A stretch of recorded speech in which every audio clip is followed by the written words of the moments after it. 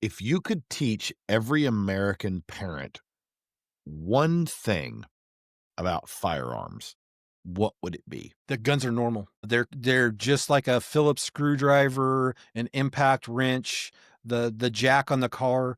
My gun is no more dangerous than any other type of tool.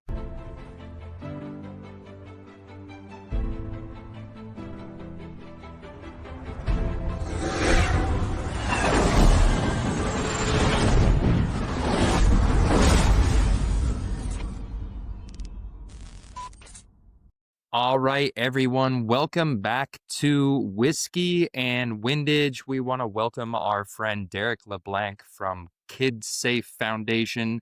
Derek, welcome to Whiskey and Windage. Hello, everyone. Thanks for having me. I appreciate it. Yeah, man. Yeah, we were just talking. You just got back in town, talking offline a bit. Busy weekend, man. Out there training, doing a couple trainings already this weekend, huh? Yeah, it was a busy week. We had 4 classes over 2 days, and so was in 2 states, and so I just actually got back in the driveway about a half hour ago, kinda got things situated and hopped on here with you guys, and I'm glad to be here. Awesome. Thanks for definitely being Yeah, on board with sure. us. But let's jump before we ask you to explain what you do. Let's go ahead and jump right into our first segment, Ask AI, and we'll see how good it is to figure out what you guys do over there. It's pretty And smart. yeah, and this week's episode of Ask AI is going to be sponsored by Wheeler Tools. That's a sound done right. Scope rings, mounts, handguards, locked in with exact torque. Wheeler Fat Sticks don't guess, they deliver. Every click means you're dialed, not overdone.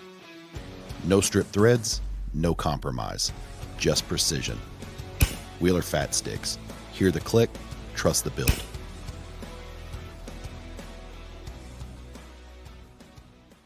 So when I asked AI, what is the KidsSafe Foundation? It told me that the KidsSafe Foundation is a nonprofit organization whose mission is to prevent firearm accidents involving children and providing safety education and training. Mhm. Based in Eugene, Oregon. Um, let's see here. It's based in Eugene, Oregon, and serves children in Oregon plus multiple other states. They emphasize education around firearms for children, teaching them that the goal is zero firearm accidents. They offer a suite of courses including Kid Gun Safety Education, Kid Firearm Safety 1, Kid Firearm Safety 2, and Gun Maintenance.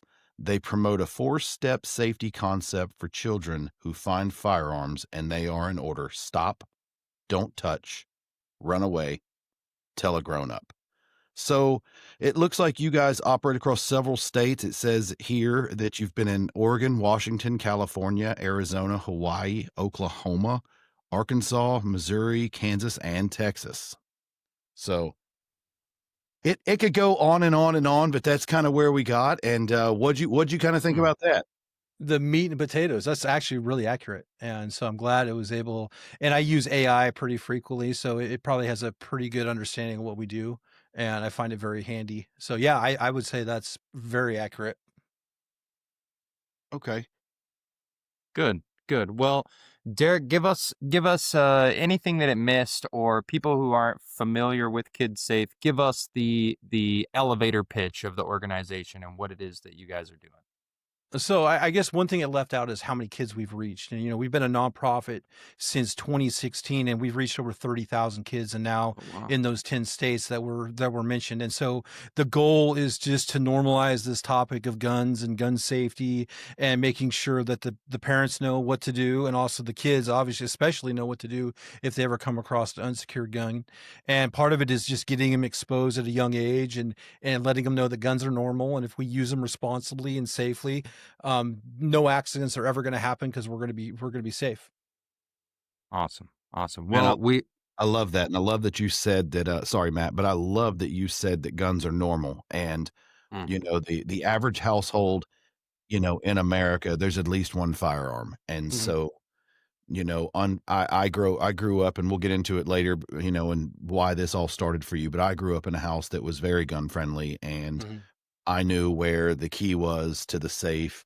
I knew how to get in there. I knew what guns were mine and what, mine according to my father Mhm, and mhm, all that stuff. But I was also raised not to touch any of them unless there was a parent around. And so he did a mhm. good job on that. But unfortunately, I guess there's a lot of kids that aren't as lucky as I was when it came to the education part of the firearms.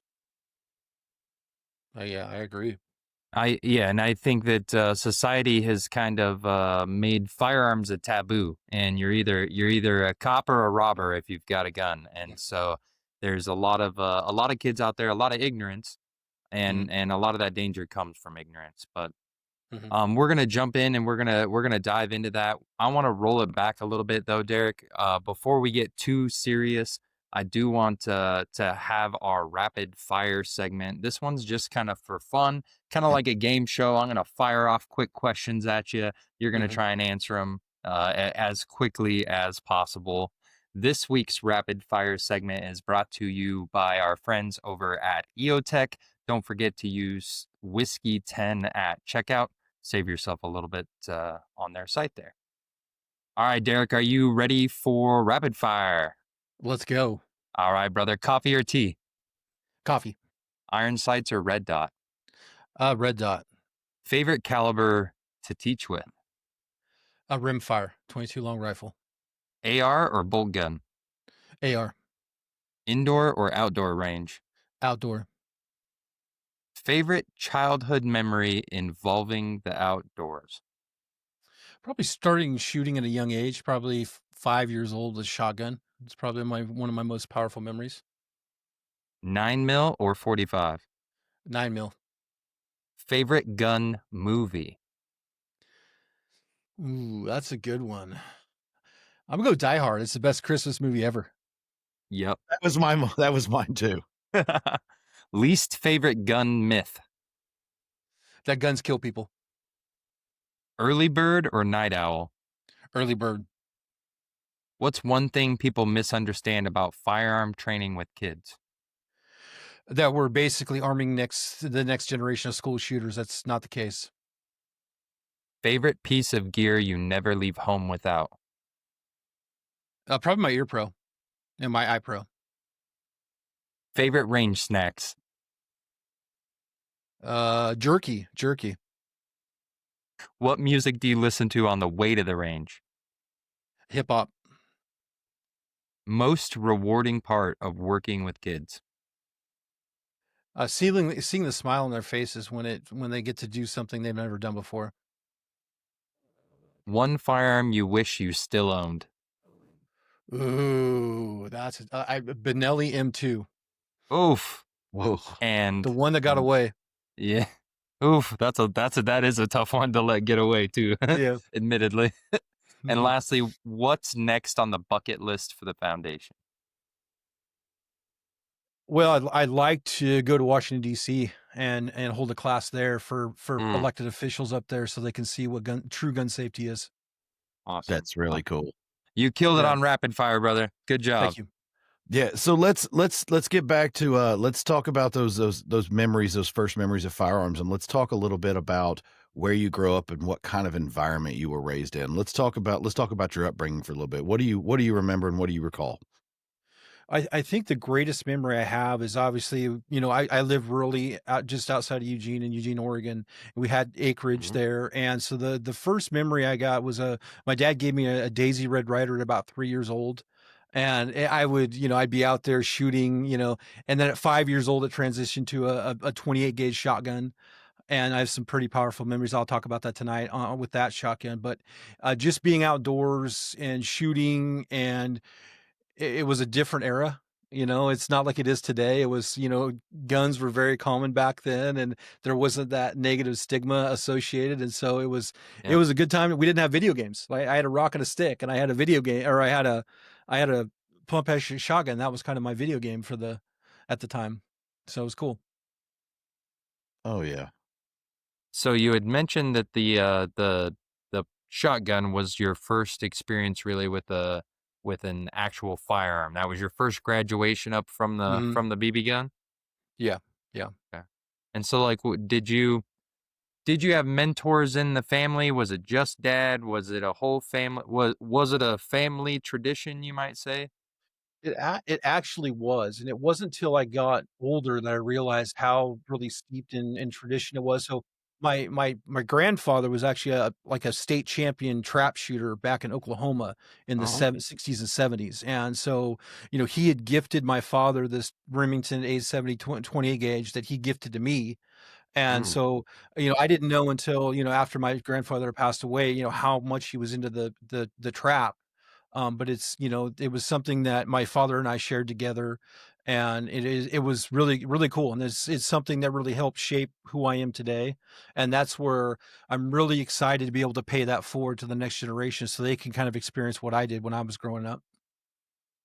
That's really cool, that's really cool, and when did you I guess when you grew up and you grew up around firearms and they were just, you know, they were common devices, common things in the house, growing up, and it was a tool. You went out and used them when you needed to use them, whether it was Mhm. for sport shooting or whatever. When did you realize that firearms were going to become a bigger part of your life? Well, I think they were a huge part of my life all growing up. It wasn't until about 2014 or 2013, excuse me, when I had a situation happen where I needed my firearm and I was unarmed. Mm. And so we can talk about that a little bit more, but it was that violent encounter that really I changed my carry. I made it very habitual. I also became an instructor. I also became a gun rights advocate, and also led me to starting the KidsSafe Foundation. So it all came from a very negative interaction with a bad guy Mm. in an early morning situation where I was unarmed, and that's kind of really reinforced the importance of our firearms because we didn't have to fire a shot, but it was that shotgun was used to save my life. And so I've used that story to kind of tell the importance of responsible firearm ownership, but also, let the people that want to further restrict that our guns are here and they serve a very important purpose. So let's kinda drill down on that. You Yeah. mentioned it, and you kinda talked about how you got caught in a situation where you didn't have a firearm and you wished you had one. If you feel up to it, talk about that. Absolutely. So it was back in 2013 is when we set the clocks ahead an hour, as we're Mhm. going into the springtime. It was a very cold morning. It was a Sunday morning.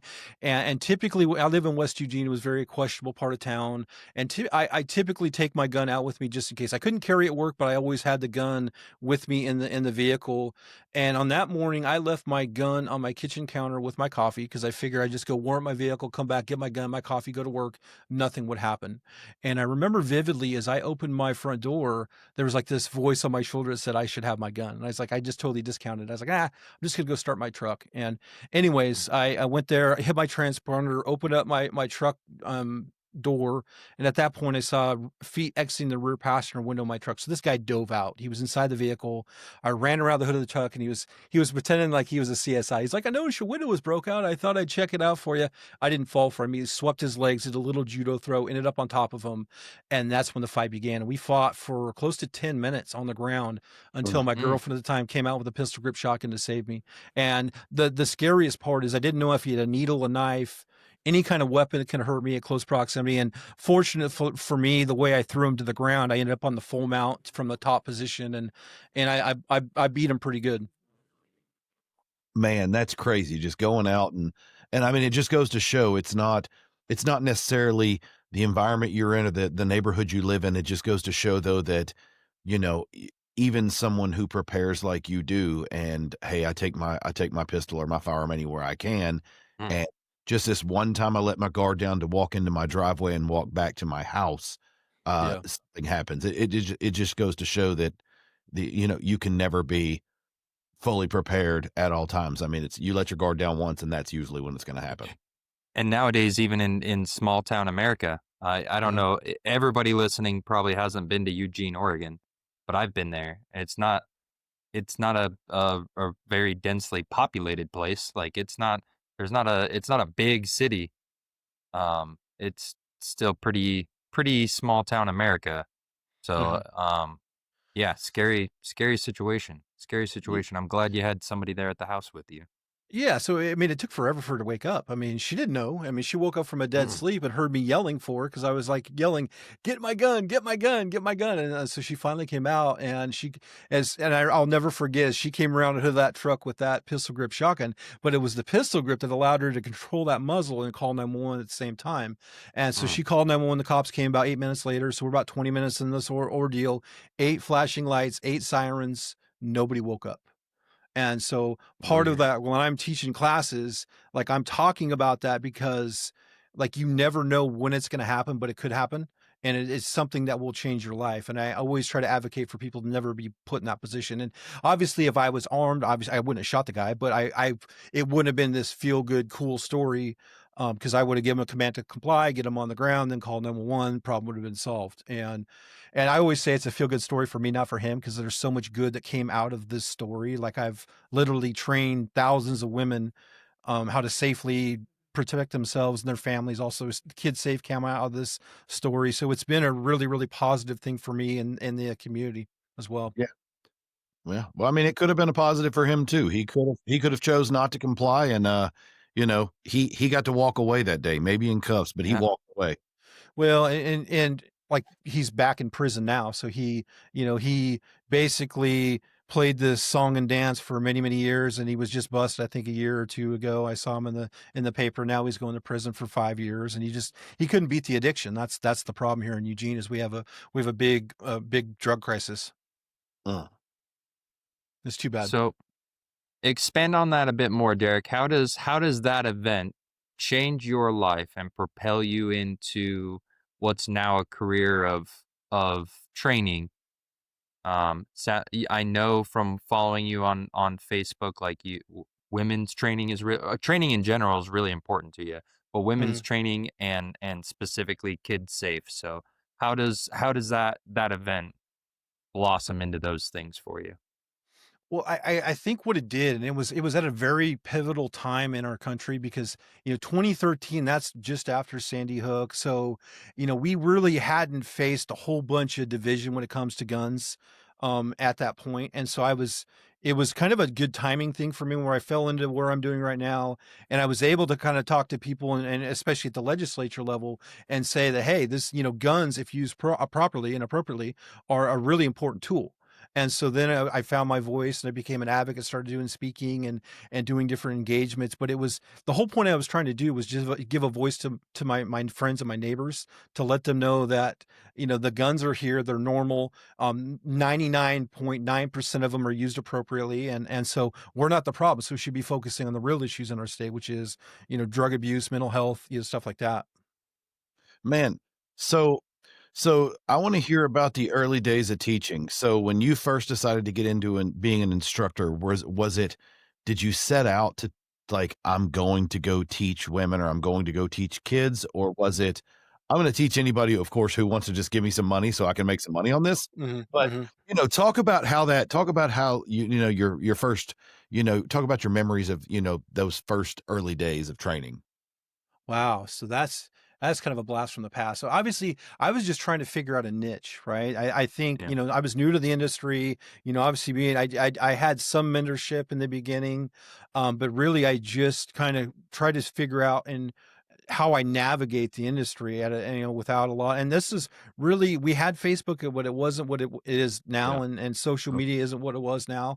And so it was a lot of trial and error. And I figured out that obviously there's a big underserved population, especially with women in my area. So that's where we started as a training company. We started focusing on women. We started doing Oregon, Utah concealed carry classes. And so that was kind of the bread and butter. And that's what kind of started me on my journey with KidsSafe. Obviously, I have an origin story that happened with KidsSafe, but it was just I was just getting my kind of my legs under me to kind of figure out where I wanted to go in business, because I had a story and that story resonated with people, because they can relate to it. They could be going out on a Sunday morning or going to work, and something like that could happen to them. So it was that story that really kind of helped kind of propel me forward in business. Okay. Yeah. Yeah. Moving into the training with children, I guess that kind of moves us into the Kids Safe Foundation Mhm. origins. But before we do that, you just mentioned it. What is the origin story? What, typically, and I hope I'm wrong here. I didn't do enough research on this, but I hope I'm wrong. But typically there's usually an event or there's something that just makes, that hits home with you that makes you decide that you want to do something like this. So what is this origin story? Well, I'm trying not to get emotional as I think back, because I've told the story a couple times. Is because I cover it in every class that we teach in the kids firearm safety one class. But basically, the way it happened was back in 2014. It was a I was working a graveyard shift for a construction company here in Eugene, and so I was driving a dump truck in the middle of downtown Eugene, and I was going through like a an intersection there, and there was this flash of light, and I remember vividly hearing this voice that I had to protect the kids. And at the time, I didn't know what it meant. I didn't know if I was hallucinating. Did I have too much Red Bull?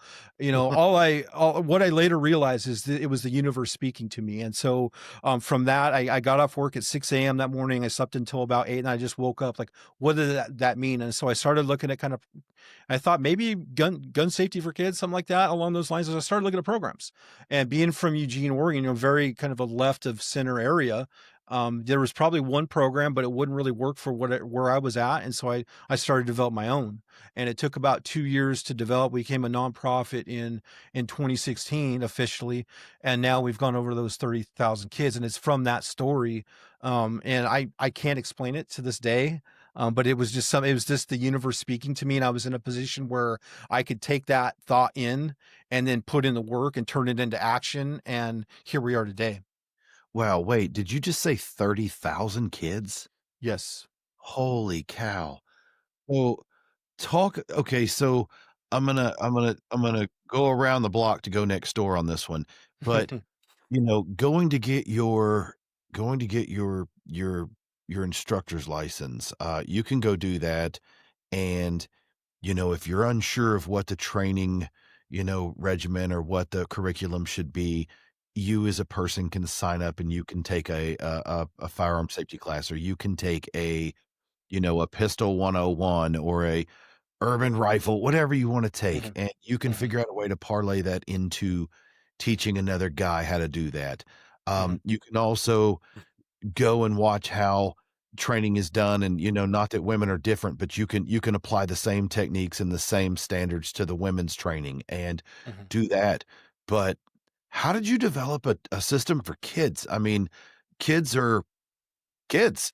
They have the attention span of a gnat sometimes. Other Yeah. times they wanna just run around and be Superman, and the next minute, like, they're hungry, they're tired, they're sleepy, they gotta go to the bathroom, they're Yeah. thirsty.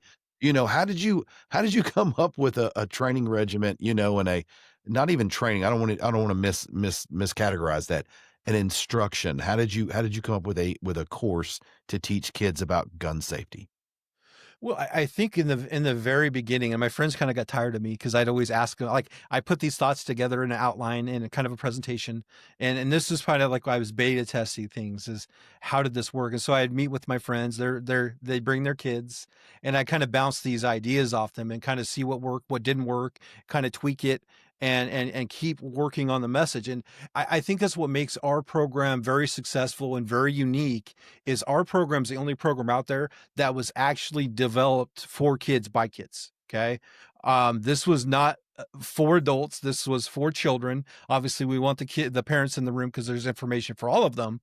But ultimately, it was what resonated with them. How did they understand that information? And then how do we spin it in a way that they can remember it so it's memorable, but also make sure that it helps keep them safe and the same. And so it was a lot of trial and error, and now it's something that's second nature to me. It's something it's super easy. I learn something every class that I teach, and I think that's what helps me get better. And as we grow as an organization and we bring on other instructors and what we're like doing in the future, I think that's what's going to really help me make sure that all the people that are going to get involved with what we're doing are successful, because I can help coach them and bring them up and actually help them be better instructors. Mm. Because if we can teach a kid, like a 6 or 7 year old kid, firearm safety, you literally can teach anybody. Okay. And it's Yeah. it's Yeah. you have to be relatable, and that's what we are, very relatable. No, that makes sense. So tell us about the slogan and the core mission of KidsSafe.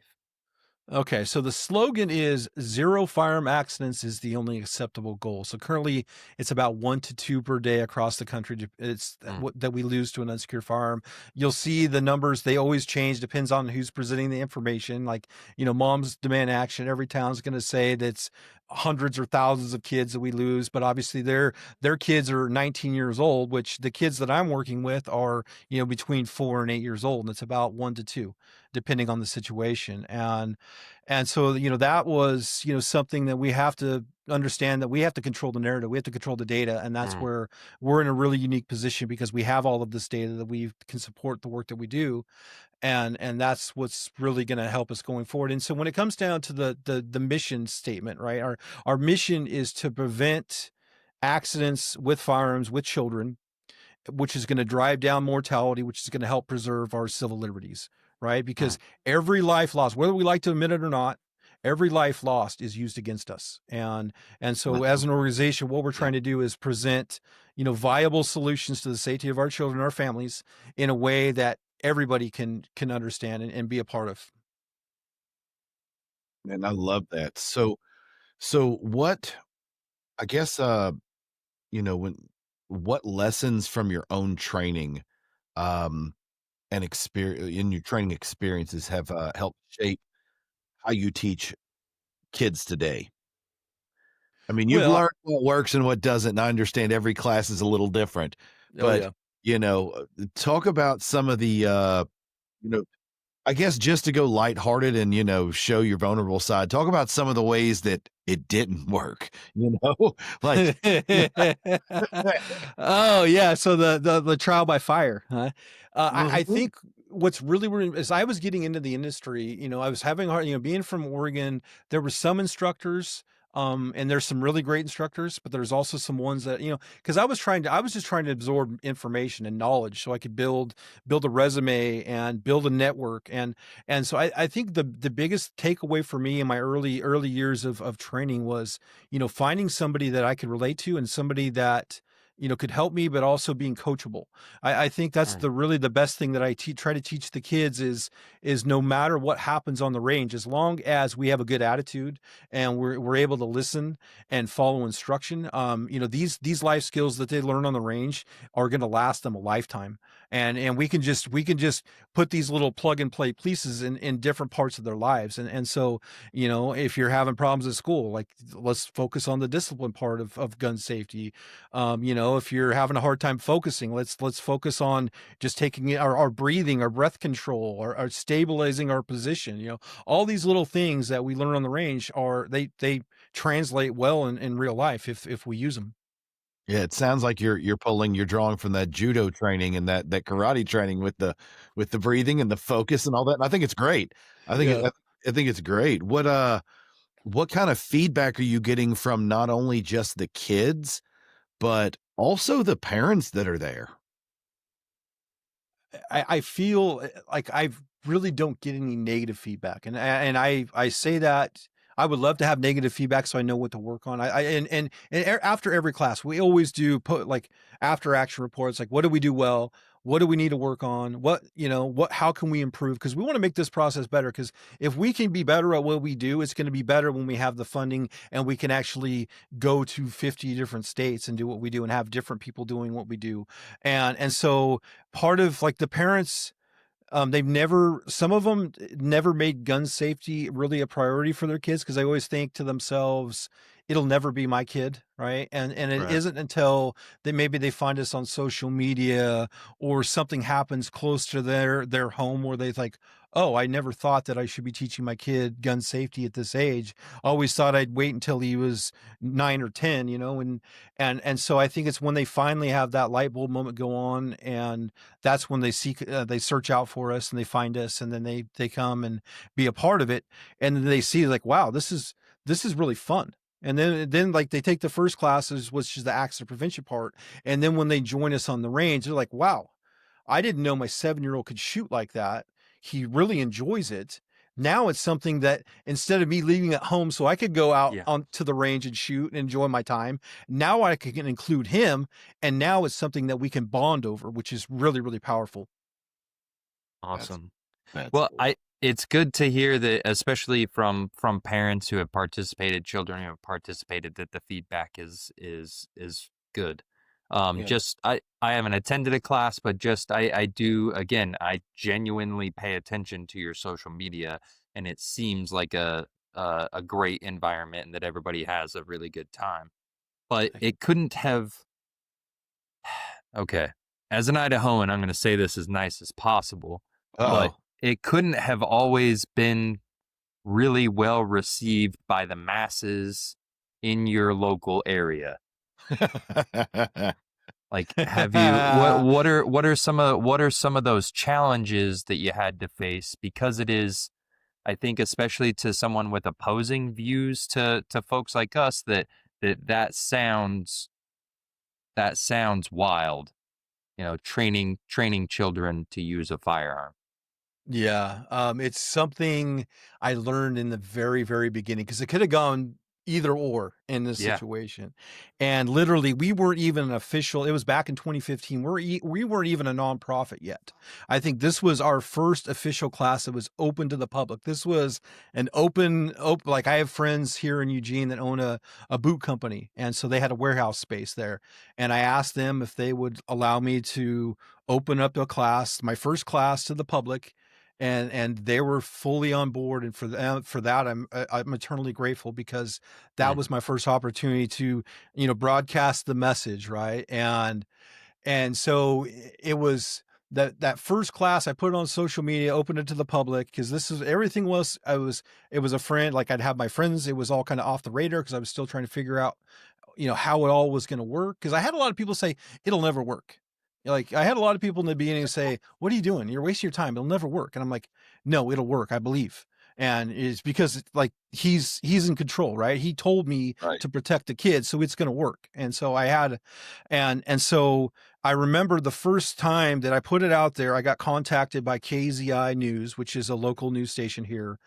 And so they came, they documented the class, and the image that they selected for their thumbnail was a 9-year-old shouldering an AR-15, and that's what they put out, and that was our introduction to the local community. Was Of Oh course. no. a local man teaches the next generation gun safety. Here is a 9-year-old with perfect trigger discipline, perfect muzzle discipline, but here we are. And they put it out there. That was 2015. I'm getting chills just thinking about it. But it was the way we presented the message that we didn't get that pushback. Like it would have Mm. been really easy. I could have gone down in flames. It could have been, probably right now I could not do that. I would not try that because of what's happening around the country. But in that time when it was such a new concept, I could have been skewered, but luckily the way I was able to really control the narrative and what I put out there, it actually did not really blow up in our face, fortunately for us. That's awesome. Well, Yeah. before we get into your products and also your program, we're going to take a quick break so we can hear from some of our sponsors. Your workspace matters, and the Tipton Best Gun Vise 360 doesn't play around. Built for serious shooters, this vise locks down rifles, shotguns, and ARs with zero movement and full control. Tool-free adjustments, rock-solid clamping, and a 360-degree rotating cradle give you access from every angle. No shortcuts, no compromises. Whether you're building, cleaning, or dialing in, this vise was made to keep up. Tipton Best Gun Vise 360. Built to hold, built to work. All right, everybody, welcome back from the break. We appreciate it. We want to jump right into it, though, Derek. We've heard about your mission. We know a little bit about what KidsSafe's goals are. Give us a breakdown of the training program. If I'm a parent and I have a child, I've never been involved in any firearm training, any of this training with my kids at all. Where does this all start, and how does that progress? So it starts on our website. So our website's kind of the hub where you can see, who we are, what we do. You can find our calendar. You can get involved. A couple different classes that we offer. We have a kids firearm safety education class. This one is designed for our public schools. I did write a Senate bill here in Oregon that would authorize our program for all first graders. I've been talking with Hawaii, Washington, Texas, Kansas, Missouri, and I'm trying to get it. And it's a simple bill. It's one page. It's something Mm. that we could implement right now, save lives. And then from that, we do a kids firearm safety one class, which is my favorite because I have real guns. I handle guns. I talk about the guns. And then we also talk about, anti-bullying, online safety, video games. So that's a 1 hour class. And that one's, all of our classes, except for the ones of the range, are free. The way I look at it Mm. is this education should be free for our kids. Very much like water safety, because we teach every kid in this country how to swim because we don't want them to drown. The same principle for gun safety. And so pretty excited. In the next couple of weeks, I'm gonna have our first class that's gonna be translated in Spanish, which is Oh, huge hell. because we've never Awesome. done that before. And from there, we also range training. So we'll get them on the range. We start with rimfire rifles, and that one we started about 7 years old, depending on their maturity, and they get to shoot rimfire rifles. Typically it's about 100 rounds per class that they get to shoot. And then we also have a teen class where we're shooting nicer suppressed CZ 457s, and that one where the teens they get to shoot out to 100 yards with these rimfires, and that one's a lot of fun. Nice. I bet. I want to ask a question about the kiddos though. And Mhm. So I've got a daughter who last year, and every child's maturity levels, different. Mhm. So, if you ask me if my child is ready to shoot a firearm, of course, I'm going to say, yeah. Now, her mom, on the other hand, she might say, no, not till she's 21. I'm like, come Mhm. on. But, you know, I've put her behind a 22 rifle that Mhm. was on a tripod. Mhm. And she looked through the optics, she shouldered it, she took the safety off, she pulled the trigger, and immediately it was like the drama queen came out. "Oh, it hurt my shoulder. Oh my gosh." And I'm like, first off, it's rimfire. Second off, it was on a tripod, so at the Mhm. least or at the most, it bumped you. Um, but do you have kids that, during that, or are they see the other kids? Because I think if she was around other kids and she saw that Mhm. other kids were doing it, Yeah. it wouldn't have been the attention thing. But, have you had kids that just like, "I don't like that. I don't like that," because Mhm. that's completely okay. Even Absolutely. even adults, I like to take new people shooting, and I'll take them shooting and Mhm. basically force them to shoot, and after Mhm. we're done, they say, "All right, I see why you like it, but it's not my cup of tea and I don't like it." And I'm like, Yeah. "Okay, it's fine, but as long as you know how to safely handle a firearm and all that stuff, like, hey, do you, man. I'm good. Like, you Yeah. don't have to do it again the rest of your life." How have you had some kids that just don't like shooting? Yeah, we've had a few, and it doesn't happen very often. And a lot of it is that I call it a helicopter parent, right? With that helicopter, like they want their kid to shoot because they want to be able to take them to the range and shoot. And it's a big deal that they allow us to teach them how to shoot because they feel that that's their job to do, which I respect. But often, it's them being so pushy and so forceful with the kids that when that gun goes off for the first time, and there's actually 9 other rifles that go off at the same time, so it is super loud with all 10 rifles going off at the same time. It can be very intimidating. And with that, we just kind of take a break. I never want to push a kid. If they are uncomfortable for any reason, hey, it's okay. You don't have to do this. We can wait till you get a little bit older, get a little bit more comfortable, or maybe break it down where it's just them, where it's a little bit quieter. Or maybe I could put them on a suppressed rifle. That would help as well because there's not that loud percussion, and so Right. there's things that we can do. I love the tripod. Typically the smallest kids that I work with, I will put them on the tripod. I use the bog pods ones because they can totally hold the rifle. It's safe, it's secure, and that way everybody gets to enjoy what we're doing on the range. I love that. I love that because, yeah, I'm sure it's defeating, but it's also part of the plan anyway, when you get kids up there that just you see the smiles on their faces and all that, and then you got the one that just isn't enjoying it. You're like, "Oh, man," because I felt that with my own kid. Yeah. But I also understand, all right, if I push it right now and if I am if I am very, very direct with, "Oh, come on, you can do this," and all of that, I know I'm probably going to ruin the whole situation. So Yeah. I was just like, "You know what? It's cool. You don't wanna shoot anymore. Yeah. You can end the day. I'm glad you gave it a shot. Thanks, hon. We'll try it again later," and we moved on. Absolutely.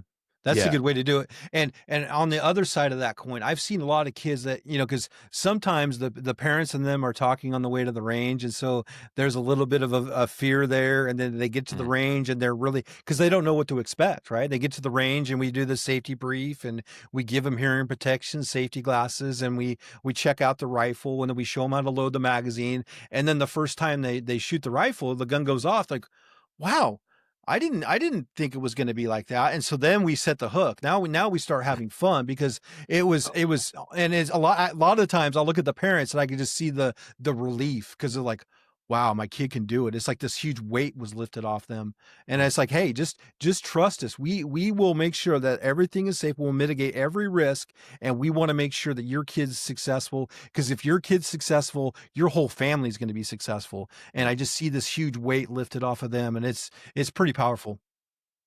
Yeah, I see that. I see that in, I don't train firearms with kids. I train little girls in softball, and Oh, just perfect. watching. I was going to say, just watching a little girl hit the softball, you can see that sigh of relief, from the parent, Yeah. like, "Oh, thank God she hit it. She's not." She could hit it. Well, he's not the one that couldn't, or, okay, the Yeah. she threw the ball and it went towards the girl, like, not over her head or rolled on the ground or to the side. So you can I feel your pain when it comes to the parents, and you see the success of the kid and you look over and the parent is they're having their own little celebration because it's like, "Yes, my kid did it." Like, even if they're not the Yeah. best, I don't care, like, they just did it. Absolutely, and I think what I've done also too, I've watched these parents closely, the ones that are helicopters, and I've actually said, "Hey, dad, you're they're here for us. I need you to step back. Okay, let me take control of this situation. You watch us. Okay, you learn with us, but let me take control of the situation." And I could just see the kid kind of relax a little bit, and I can kind of coach the kid because it's all about coaching, right? You have to make them feel comfortable. That's how they're going to be successful, and when they're successful, they're safer, right? And that's the one thing that they cannot argue about gun safety training is the more that they're involved, the safer they're going to be.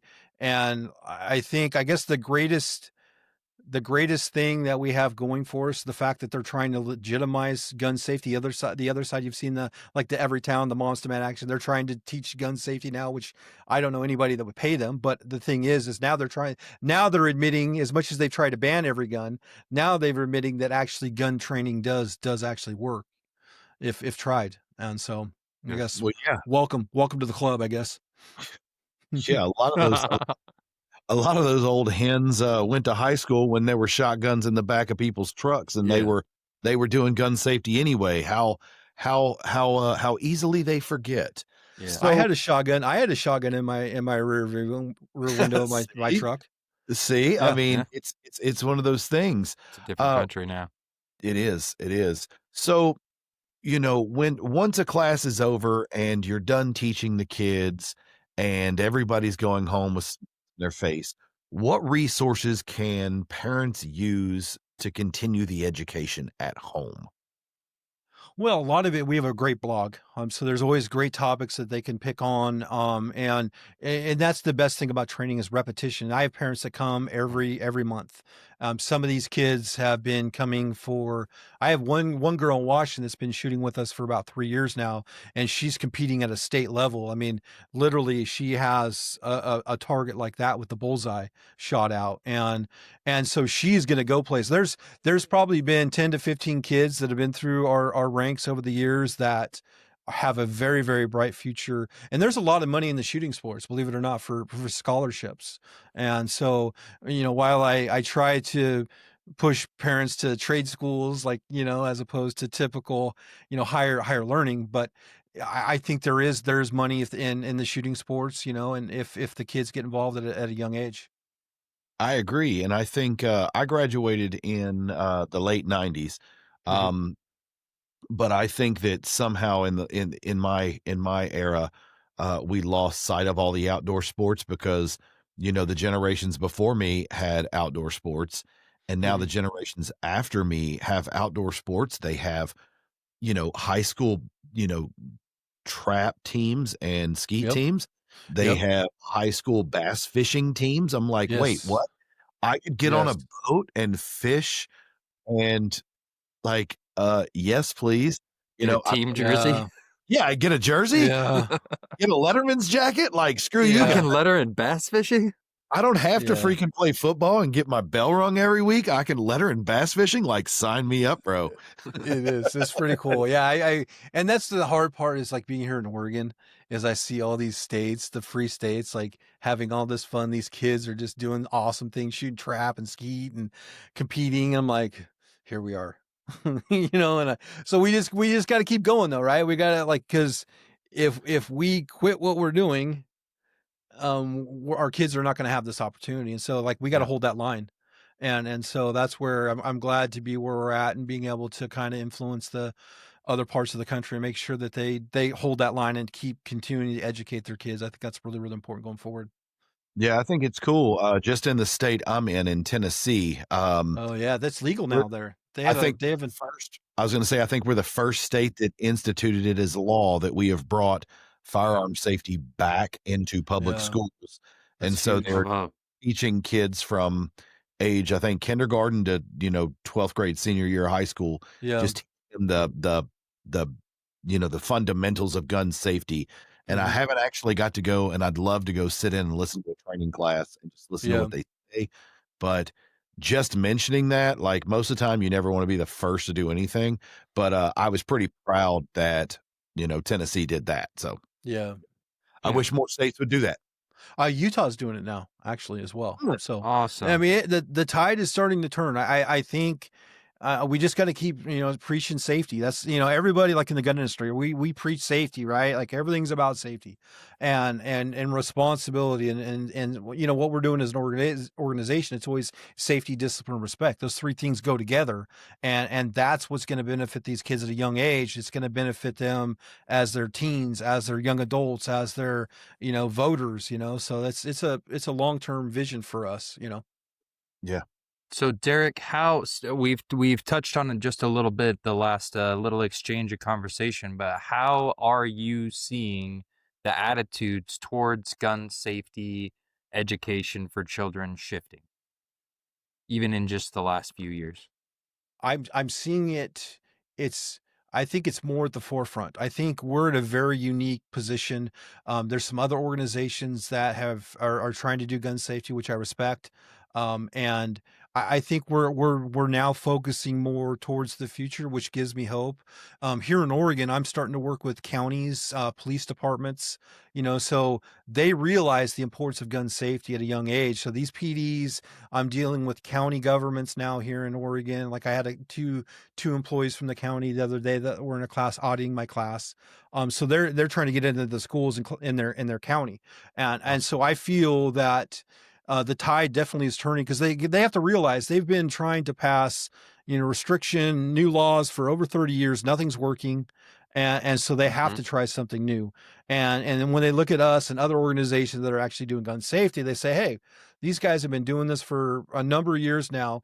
They're not having any negative outcomes, and it seems like it's trending in the right direction.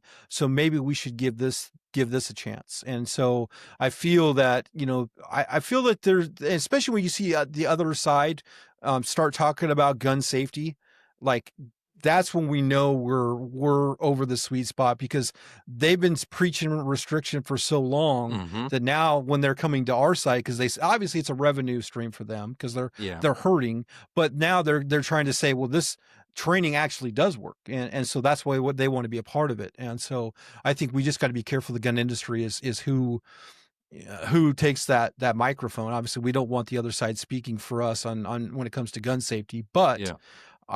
I hope they're successful because at the end of the day, we all want lives saved. Yeah. Because when lives are saved, that's going to help kind of buy us some time to help prevent any other restriction that's coming down the pike. Awesome. Man, that's setting up. You've segued perfectly into my next question, and it's probably going to be the one that's definitely going to be buzzworthy as far as one of our reels. But What do you think the industry, the firearms industry as a whole, can do Mm. better when it comes Mhm. to youth education, and how can they help? Do you want the polished version, or you want the raw version? I want the raw. I mean, give it to me like you feel it. I want to feel the emotion. Okay, so for somebody that's a full-time volunteer for an organization that's educated 30,000 kids, um, I would love to see the industry actually put their money where their mouth is when it comes to safety and actually invest in safety organizations. Okay. I Oh, should not be worrying about not being able to put fuel in my fuel tank. I should be not worrying about where my next class is going to come through and how it's going to be funded. We should have people lining up at the trough to make sure that we're solvent so we can continue to do the important work that we do because they cannot do it. And I'm kind of passionate about that because I give a lot of my time, my energy, and my emotion into this because I do it because I want to protect children. And so I just need good partners, good sponsors that see the value in that can get behind it and see it's really good PR. You know, you get out there and Mm. you start educating children, you start saving lives, and you see these accidents trend downward. That's something that you can show to your shareholders, your stakeholders, that you're actually doing something you should be doing instead of, I don't look at myself as an influencer. I kind of detest that term, but I'm in that sphere, right? Like it's really easy for these big companies to give money and product to these influencers, and which is Yep. all fine and dandy. But the thing is it only serves that one influencer and maybe the people that follow them, right? What we're looking at when it comes to the industry, we should be focusing on that next generation because the next generation of gun owners, right? And if we're not reaching them, Yep. and because you're focused on the influencers, you're really kind of missing the boat. And so, that's from my heart, and I know it's not a popular thing to hear and say, but I that's agree with it. something. No, that's yeah. No, And I that's agree with I agree with it wholeheartedly. I mean, I think that if for every firearm you can send to, for every firearm you can send to a guy to one influencer to review, and I won't say to every influencer, we'll just say one model of firearm comes out. I think that if you send that out for guys to review, and I think that some sort of contribution can be made to, the charities that are helping with firearm safety as well. I mean, it's not that difficult. Um, yeah, I mean, and, it's really not. It's like you said, it's tax write-offs. and You're looking for another tax write-off, and PR. you're also looking for the PR for the feel-good story, and look how great I am. Like, oh, company so and so that makes these weapons of death that kills people overseas. Oh wow, they love the kids. Like, I mean, I yeah, hate to say it that way, but I mean, yeah, all of these tools are tools of consequence, and that's what people associate with them. And I hate to break it to the right, but the left owns guns too. And there are a lot of mhm, people on the left that like guns, but yeah, something that whether you're an anti gunner or a pro gunner, something that we should all agree on without a shadow of a doubt is people should understand what firearm safety is. And mhm. every kid that we can protect from negligent firearm damage, we should do so. It's pretty simple. Mm. 100%, and I don't want to knock any of the people that are creating the content and taking the product and because there is value there. There is value to the industry. I totally get that because that's part of the educational part too, right?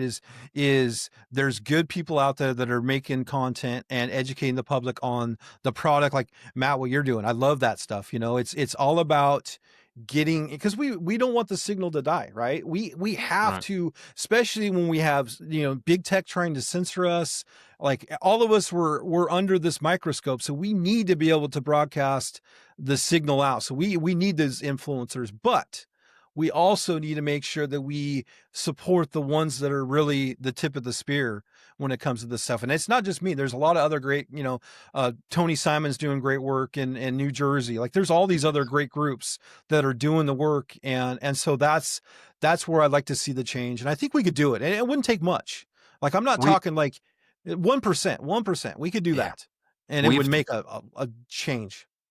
we've talked on this show more than one time about the there's being so many firearms in this country. A lot of people, all right, I'm gonna step back to like, let's just say gun grabbers. They're like, let's get rid of all the guns. Yeah. Like they have no idea the logistical impossibility of removing the amount of firearms that exist in this country.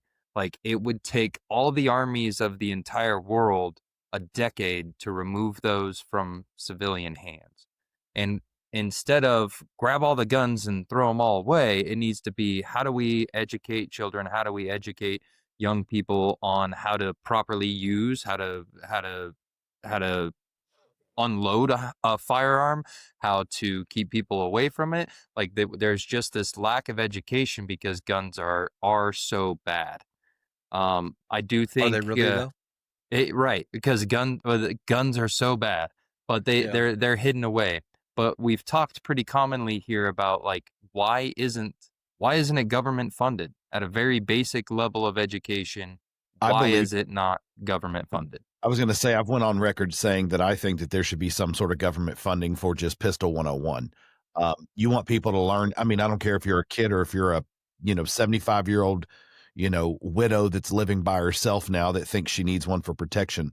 I think that instructors should be getting some sort of government assistance on, payment for, for fair share of what their time is worth to give this out. And I think that in itself would make a huge Yeah. difference in the amount of violence that's in this world. But Yeah, I think a lot of it is it's a cultural thing, right? We have like we glamorize it in certain circumstances, like Yeah. the video games. I'd love to see the video games kind of kick back to gun safety, right? Because a lot of these kids, 6, 7 years old, are learning about AR-15s from Call of Duty, and they had their budget more dwarfs the gun industry. Yeah. And so, there should be, a talk there because, there's some information that we should cover and it's probably for a different talk, but I think it just bringing it to the forefront. The problem I have about getting the government involved is, has the government Then ever the done government's anything well? involved. Yeah. Yeah. So I get Damn the it. concept. I'm really skeptical about involving the government because right now the government Yeah. shut down. So how are we going to teach gun safety, right? So Yeah. so Touche. I feel that if there's a way for us to, and the leader, like the gun industry, just take the leadership here. And Yeah. obviously we got to keep the others that want to. And one thing I love what you talked about, the guns, like they're not going anywhere.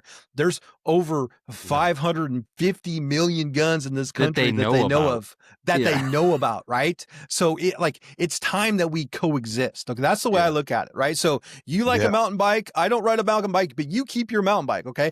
I like my rifle, I'm going to keep my rifle, okay? And so that's the way I look at this is we coexist by making sure we normalize gun safety, we normalize guns, they're tools, not toys, and we make sure that we just try to lower these statistics, and it's by teaching responsibility. A lot of it is, it could be in an urban environment. Like we need better outreach to the inner cities to make sure that those kids know how to be responsible with a firearm. And that's going to help save people as well and lower these stats. I agree. I'm a very passionate person when it comes to firearms and hunting, and I believe that everybody, and I hate to say it this way, but it's what I feel. I believe everybody in this world should have to hunt at least once. You know, there are people that think that all of the chicken in the world comes from Purdue, and their beef comes from Kroger, and their avocados come from Haas, and their bananas from Del Monte.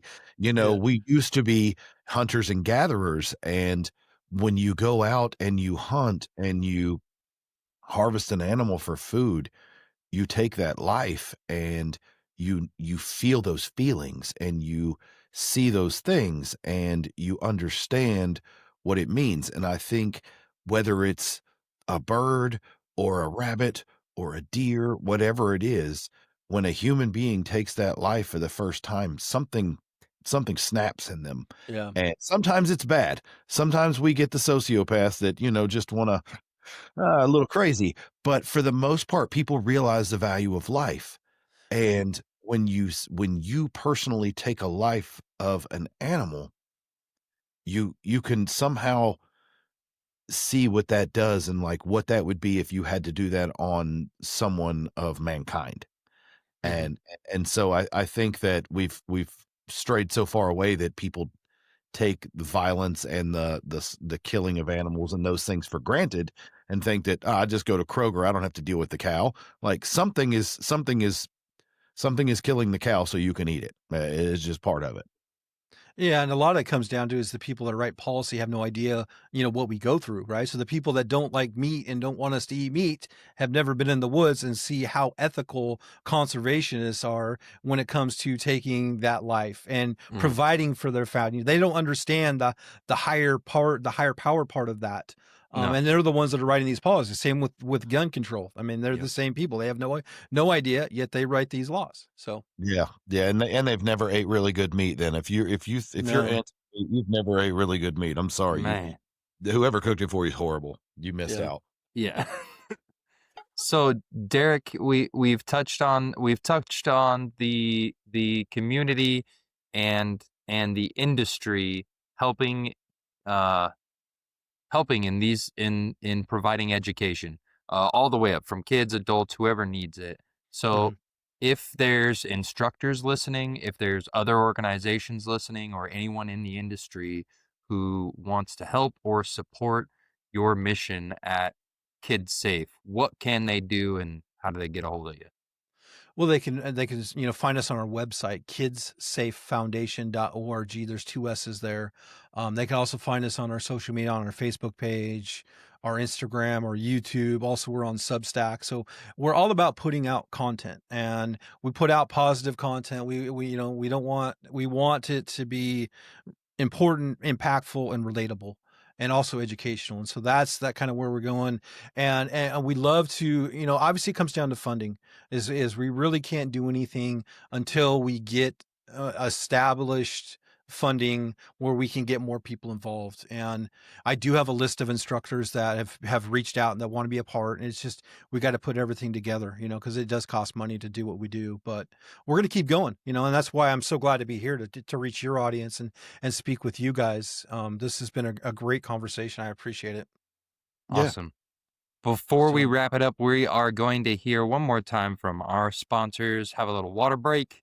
We'll be right back. When precision matters, every detail counts. The Frankfurt Arsenal IntelliDropper 2.0 takes accuracy to the next level with advanced sensors, a sleek touchscreen, and effortless calibration. Whether you're fine-tuning or loading in volume, the IntelliDropper 2.0 ensures confidence in every drop. Frankfurt Arsenal, precision starts here. Let's jump right back into it, Derek. We're looking for some of your personal insights on this. I want to know what's been your most memorable moment from a class or a student interaction. So probably the most like memorable, powerful moment for me was a couple years ago. I was in Tualatin, Oregon, at a Bass Pro Shop.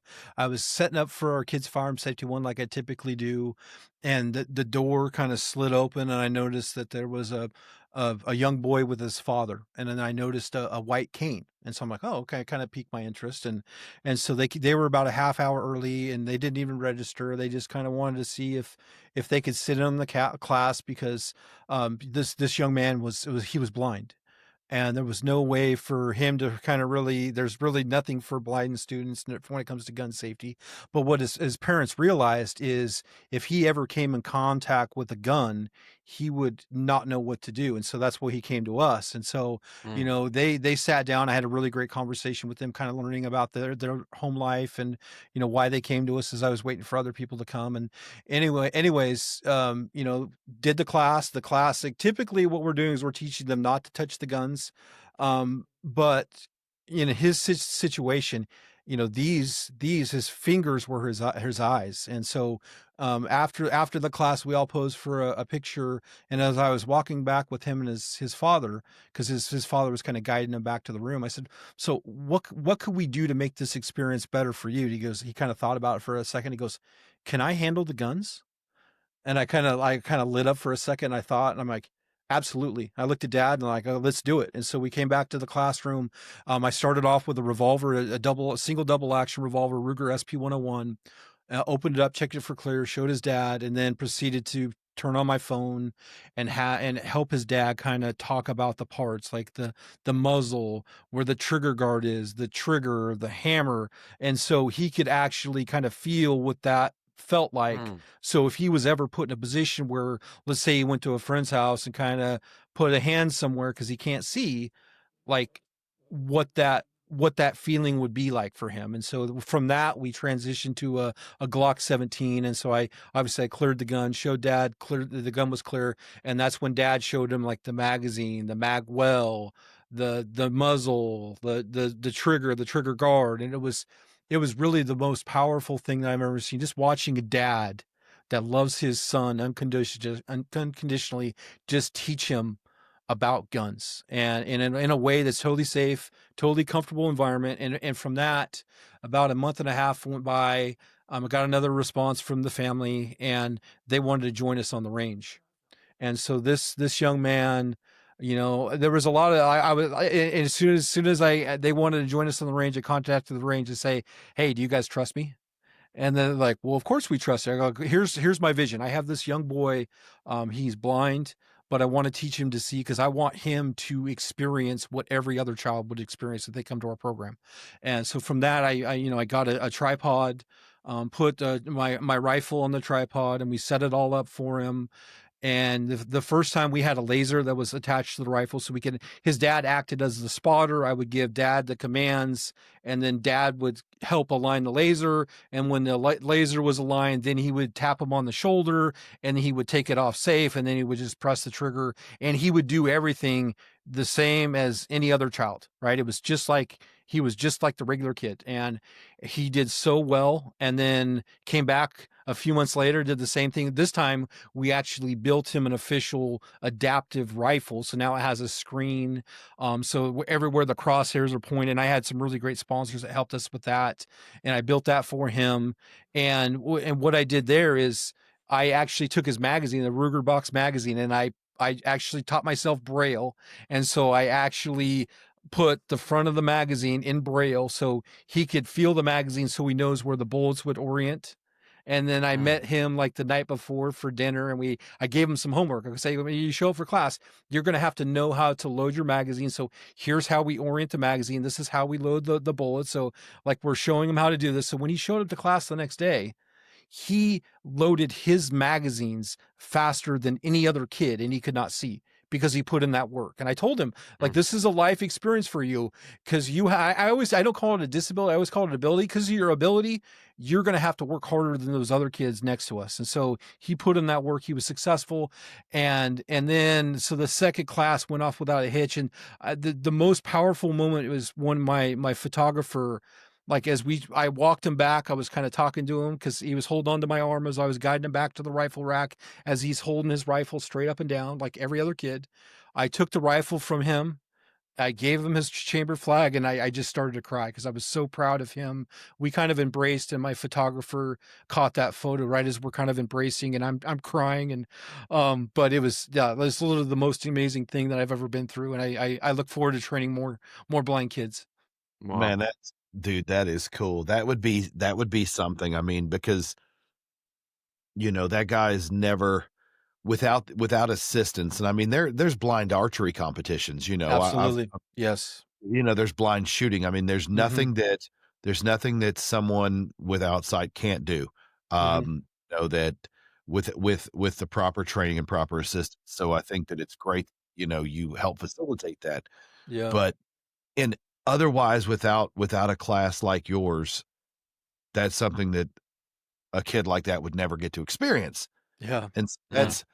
that's pretty awe-inspiring, honestly, to like make people want to get up and do something more for their community. It gives me all the feels. What is we touched it on rapid fire a little bit, but what's one misconception that you would love to clear up about teaching kids gun safety? I feel that like the biggest misconception, and it's by those that don't understand guns or fear guns or want to ban guns, is they feel that is because we're training them how to shoot effectively, that we're actually arming the next generation of school shooters. And that could not be further from the truth. And I will reject that every time it's said. And so what we're doing is we're teaching safety, discipline, and respect for the firearm. The likelihood of these kids ever having an instance like that go dramatically down because they know the cause and the effect of that fire. They know what happens Mhm. when that trigger and that gun goes off. They know, like, there's no, like, did they see it online or in videos? Like, it's in reality. And so I think that's one thing I would like to push back on, that because that's not the case. And typically it's the people that want to prevent us from teaching gun safety because they don't want the public to know how cool guns are and how fun guns are for young kids if used appropriately. And so, like, that's where we go to these outreach events. We do outreach events against, like, there'll be the red shirts, and they have these little tables and they're talking about their stuff, and they're all down in the dumps, and we show up, we blow up a BB gun range, and we're shooting BB guns. We have music playing, we're giving out snow cones. It's like a night and day. And they ended up just kind of packing up their tables and going home. But it's that high energy, positive vibe that's around, guns and gun safety. That's what really I want to kind of normalize. That's good. That's good because we always say that firearms are definitely a tool of consequence, and Hmm. there needs to be a high level of safety, a high level of respect and discipline in Hmm. firearms. But really, what it comes down to is all of us. I mean, some of us do some fairly serious training, but for the most part, all of us are doing this for fun. Like Right. it's something that's fun. It's an enjoyable activity, and being able to bring that to children is really exciting. So, Derek, tell us how do you balance all the seriousness and discipline of safety and still keeping classes fun and engaging for little kids with ADD? Which I see all the time, which is Yeah, yeah. completely normal. And is Grown folks with yeah, ADD. yeah, yeah. I have it undiagnosed, of course, because we didn't have it back then. Ultimately, it comes down. We just got to make it fun, make it relatable. I think the biggest thing that I have going for me is I'm a big kid at heart, and I love what I do. And it shows, and the parents see it. And so the parents are having fun, and then their kids are having fun, and they get to joke and they get to play around. Obviously, it's a very serious topic, but I think it's really, really important. I'm not speaking at my audience. I'm speaking to my audience, right? And so I always call it like a choose your own adventure. Like, these kids, like, they'll take this conversation because you don't know how the young mind acts, right? And I was doing a class, and how they perceive the information. I was doing a class yesterday, and there's a like they asked me, so why do I have a rifle? Why is my rifle bigger than my handgun? And I was like, I thought to myself real quickly, I was like, how can I make this so they understand? I go, do you know anybody know anything about golf? And there was actually a family that had young kids that played golf in the audience. I Hmm. was like, what are the odds of that? These kids are like 6, 7 years old. Okay. And so what I did is I broke it down in an analogy where, like, my rifle would be like the one wood or the driver. My handgun would be the pitching wedge. My 22 could be the putter. So I made it so, and I basically made it so that all of these guns serve a different purpose, and depending on the caliber and what they're going to be used for. And it's very much similar to their golf clubs, and they totally got it. And so that's where kind of you just make it fun. I think Yeah, kids are smarter than most people give them credit for. they truly are. So, what? Where are kids safe headed next? Any new programs or collaborations or anything that you'd love to do in the works? Well, so currently where we're at, we got a new teen hunting project that we're doing a fundraiser for, and so we're trying to raise $20,000 to buy 10 rifles, 10 optics, the rings, 10 suppressors, some Pelican cases to keep everything protected, maybe some ammunition to feed them. But we're going to be working on a new class. It's going to be a 2-hour class where we get these kids and we start focusing on fundamentals, civics. Conservation. So everything is going to be related to these families when they're preparing to get out into the woods. and in the field. And the way we look at it is a way for, the family to bond together. The shooting sports are great for that. Just like Right. softball, you coach softball, like it's for the entire family. It's not just for that child. That's the same thing for Right. hunting and the shooting sports. And so that's what we advocate for, is something we can do together as a family. Mm. And so that's kind of where we're going next, is trying to do that. I think that's really cool because, like, I'm someone who I didn't come up hunting. I didn't hunt until I was an adult, and so I took hunter's education at like 20 years old or something, Oh, did you? 21.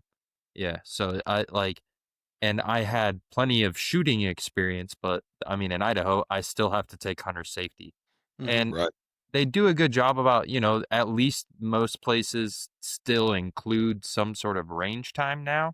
Mm-hmm. Um, a 22 can be used in a lot of hunting. There's a lot of Yep. hunting out there that a 22 is very useful, but a lot of folks are taking hunting education in hopes to take a large game animal, a deer, an elk, Mm-hmm. Mm-hmm. antelope, wherever you're from, whatever big piece of game.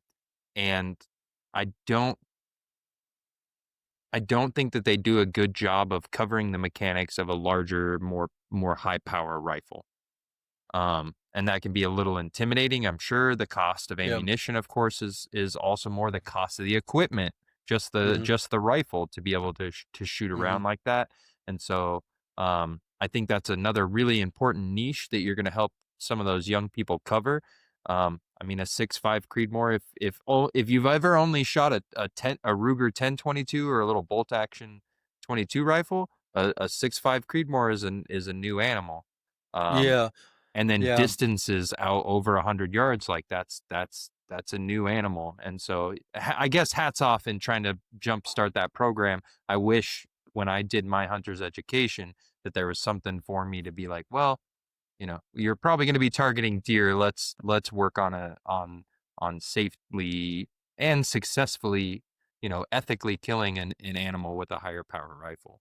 Right. Yeah, absolutely. It's all about getting those repetitions too, and so that's, I do really like the 6.5 Creedmoor for younger shooters, and I think, it would work for deer depending on your area. I think what we're trying to do is just, we understand that there's maybe some gaps in the hunter safety programs where we're Mhm. trying to help reinforce what they're doing, but also give the kids a little bit more time behind the gun, especially with an optic, so we can talk about, wind drifts and all the different things that help them, and maybe try different shooting positions. So maybe the kneeling position, a seated position, also from the prone position as well. And so that way, to give them all different types of experiences, so they'll be more successful in the field. Yeah. Man, So you couldn't have said that any better. Eric, what's big vision for the organization?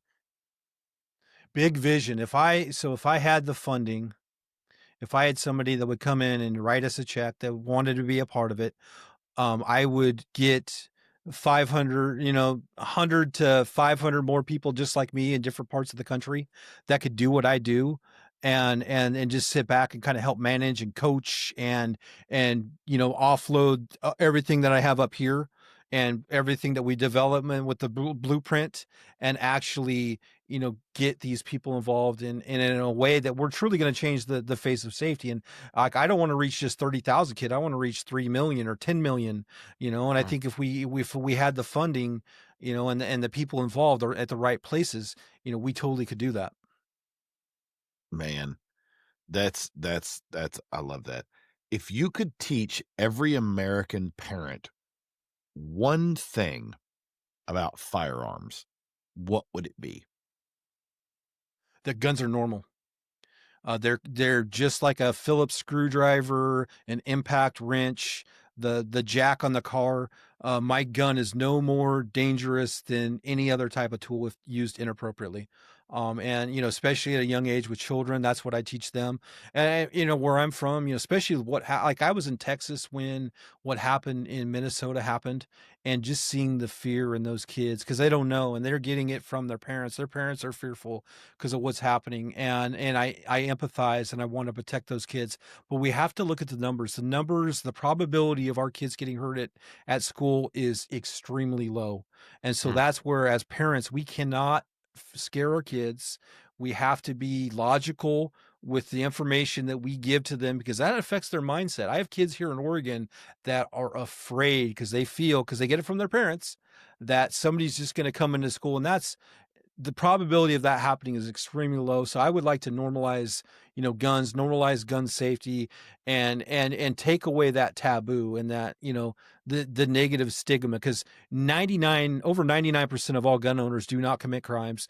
99% of our guns do not do these horrible things. It's always the person behind that gun. And so, we should be focusing on that, because if we can figure out how to isolate and control that part of it, of society, that's how we're going to save lives, going into the future.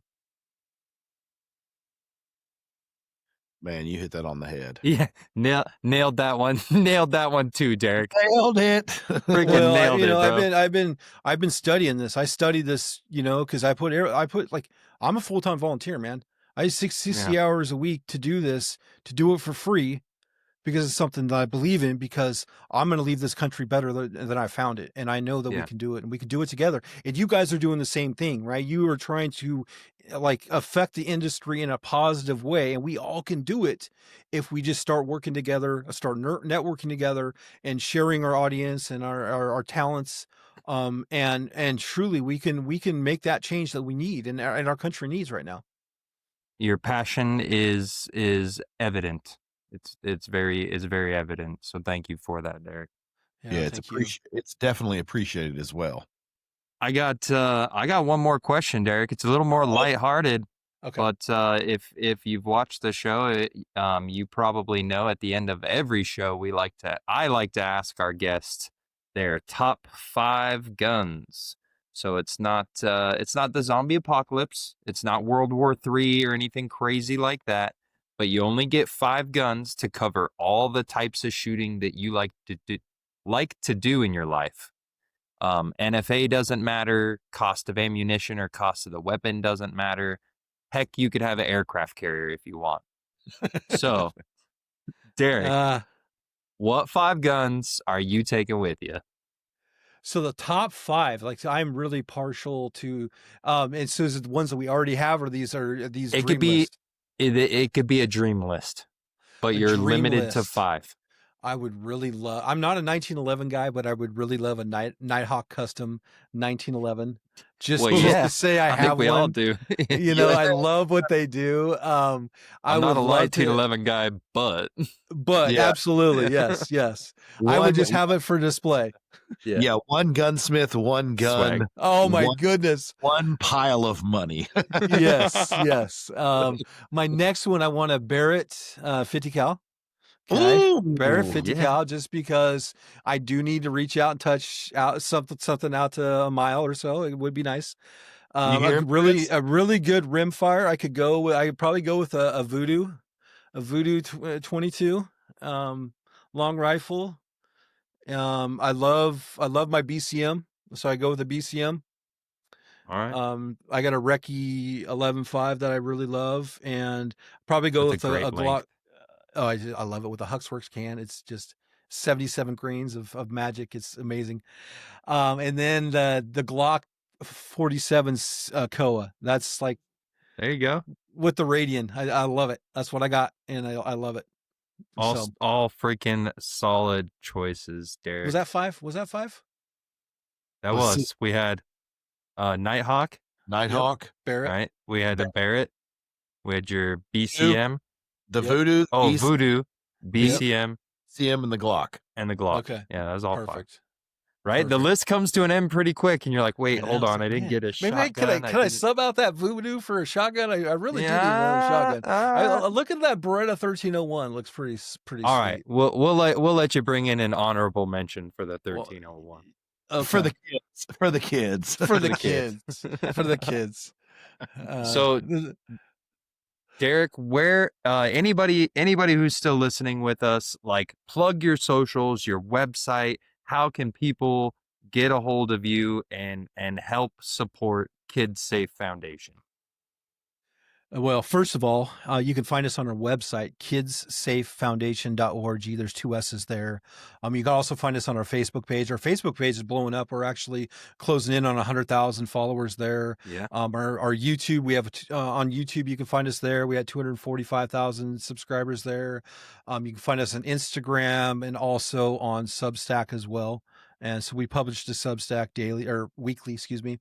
And it's all about just putting out information, like bringing people back to the hub so we can teach them about guns and gun safety.